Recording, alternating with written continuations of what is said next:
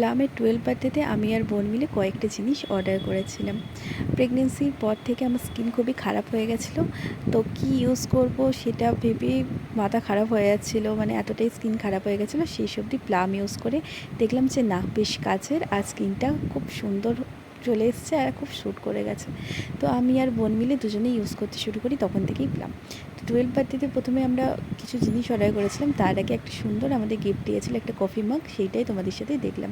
আর একটা সুন্দর করে পাউচের মধ্যে খুব সুন্দর একটা প্যাকেজিং ছিল, তার মধ্যে ছিল আমাদের প্রোডাক্টগুলো। তো আমরা অর্ডার করেছিলাম দুটো প্লামের জুস টোনার, তার সাথে আমরা অর্ডার করেছিলাম দুটো ফেস ওয়াশ, এটা basically rice base face wash, আর তার সাথে অর্ডার করেছিলাম একটা প্লামের ময়েশ্চার। তো এইটা আমাদের ফ্রি গিফট ছিল।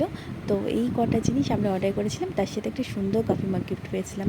আর কফি মাগটা কিন্তু আমি আর বোন কেউ পাইনি, পেয়েছেন কিন্তু আমাদের ছোট্ট টিন্নি।